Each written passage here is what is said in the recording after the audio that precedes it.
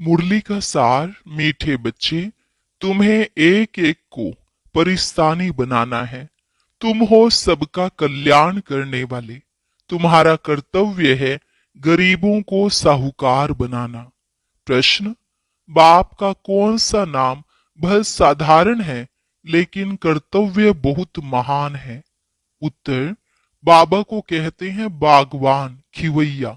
यह नाम कितना साधारण है, लेकिन डूबने वाले को पार ले जाना यह कितना महान कर्तव्य है। जैसे तैरने वाले तैराक एक दो को हाथ में हाथ दे पार ले जाते हैं, ऐसे बाप का हाथ मिलने से तुम स्वर्गवासी बन जाते हो। अभी तुम भी मास्टर खिवैया हो। तुम हरेक की नैया को पार लगाने का रास्ता बताते हो। ओम शांति। याद में तो बच्चे बैठे ही होंगे। अपने को आत्मा समझना है, देह भी है।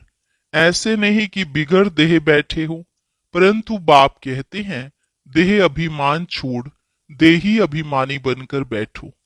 देही अभिमानी है शुद्ध, देह अभिमान है अशुद्ध। तुम जानते हो देही अभिमानी बनने से हम शुद्ध पवित्र बन रहे हैं।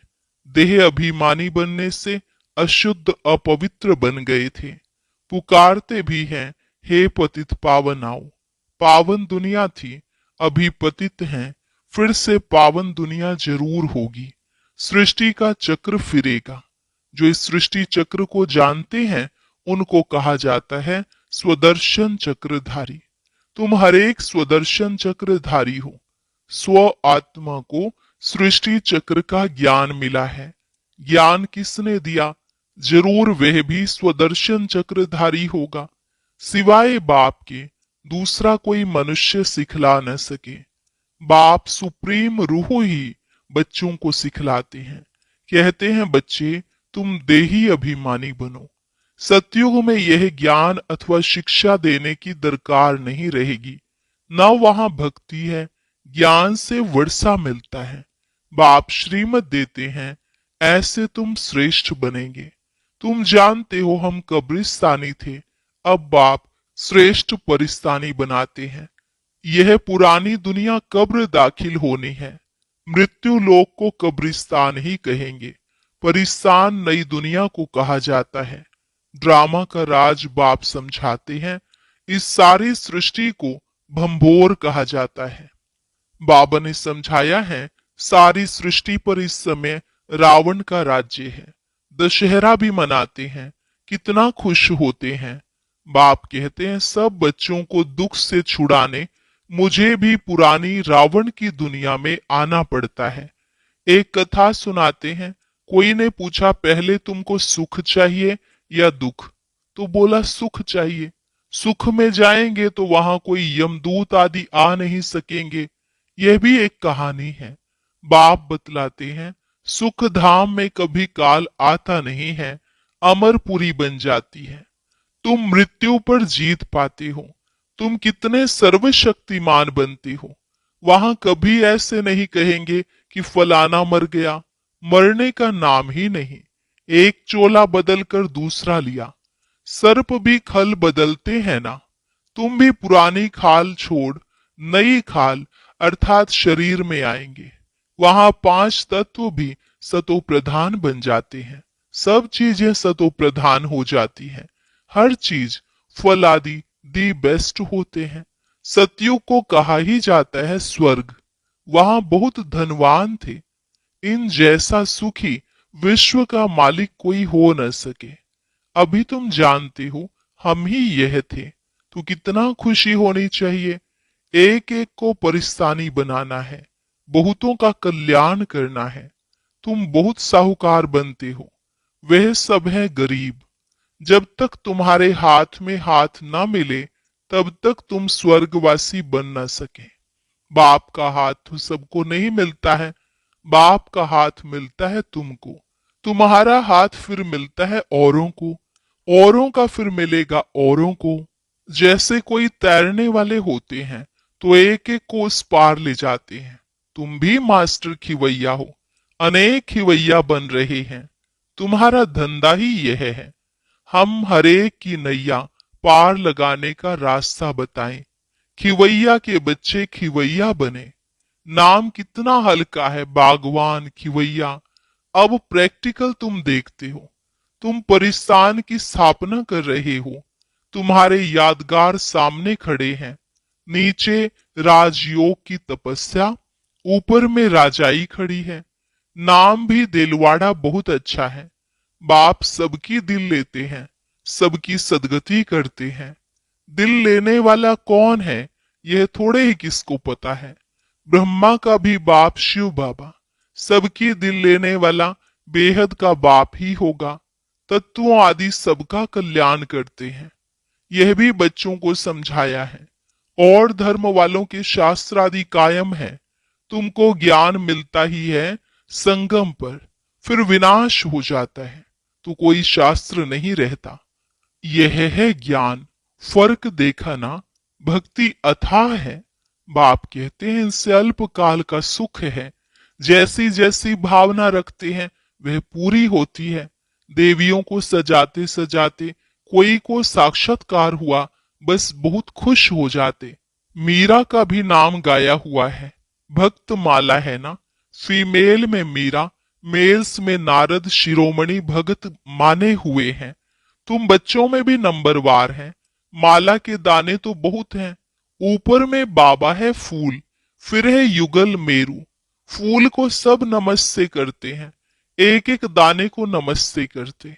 रुद्र यज्ञ रचते हैं तो उनमें भी जास्ती पूजा शिव की करते हैं, सालिग्रामों की इतनी नहीं करते। सारा ख्याल शिव की तरफ रहता है, क्योंकि शिव बाबा द्वारा ही सालिग्राम ऐसे तीखे बने हैं जैसे अब तुम पावन बन रहे हो।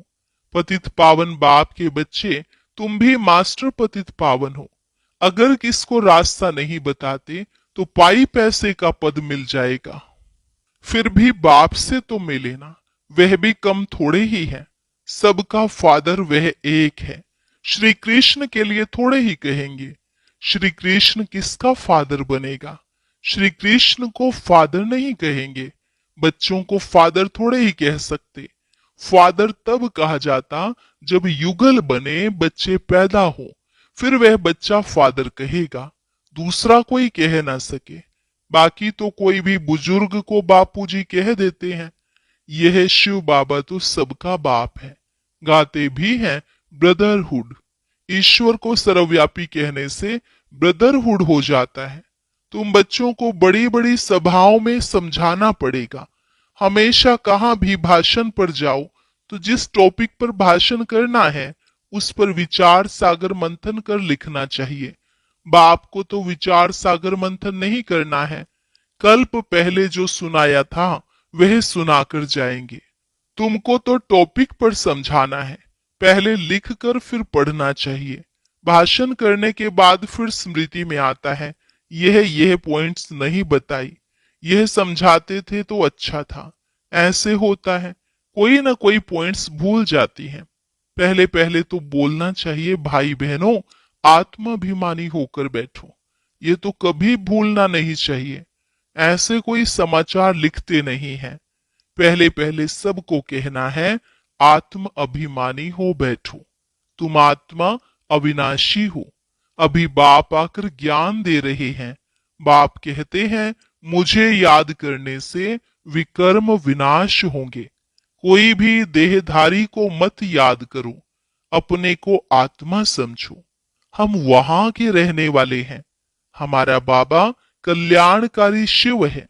हम आत्माएं उनके बच्चे हैं। बाप कहते हैं आत्म अभिमानी बनो। मैं आत्मा हूं। बाप की याद से विकर्म विनाश होंगे। गंगा स्नान आदि से विकर्म विनाश नहीं होंगे।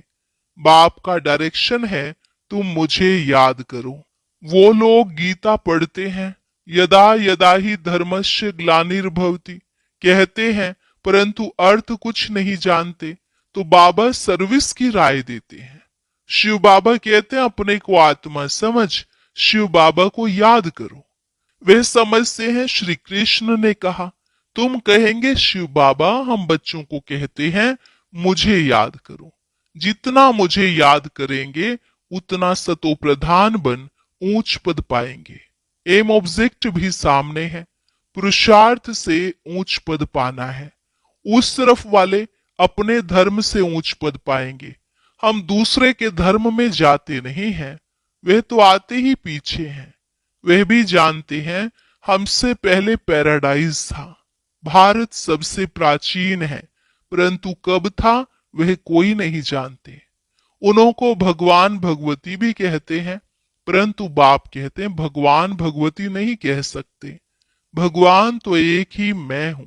हम ब्राह्मण हैं, बाप को तो ब्राह्मण नहीं कहेंगे।